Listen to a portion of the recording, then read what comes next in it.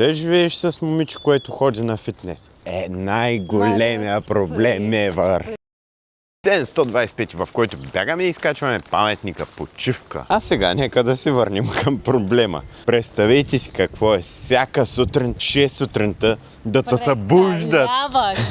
Да те събуждат с бицепс в лицето и да ти казват: Супче, виждаш ли го, какъв е голям бицепса ми? Ужас, като някакъв мъж Става 6:10 сутринта и тя: Супче, виж ми гърба. 6:20. Мале, какво рано съм направил. И така през 10 минути, докато не легнем да спим, само дето не ми флексва и вечерта, докато спим, братче. Не случвало се им. Корава и мацката, няма какво спорим.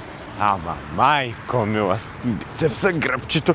Успешно изкачем. Време е за една снимка. Време за любимата ни част и тя е да слизаме, а в момента супер случайно се видяхме с Вало, който преди колко? Преди 4-5 дена? Преди една седмица. Преди една седмица избяга 162 км. Искам да кажа, че въпреки, че е минала една седмица, съм все още изморен. Доста ми падна имунитета след бягането, обаче смятам, че до 2-3 дена вече ще бъда във форма и още другата седмица съм на състезание 100 км.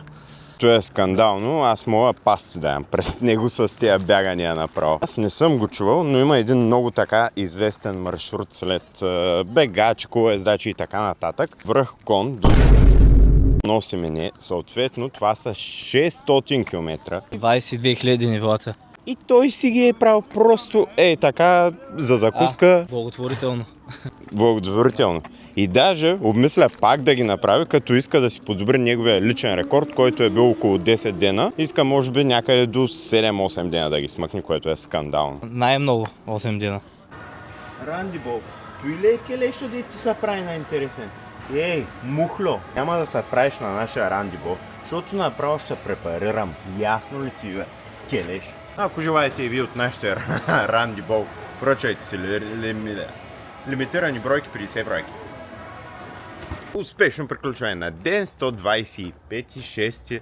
Айде.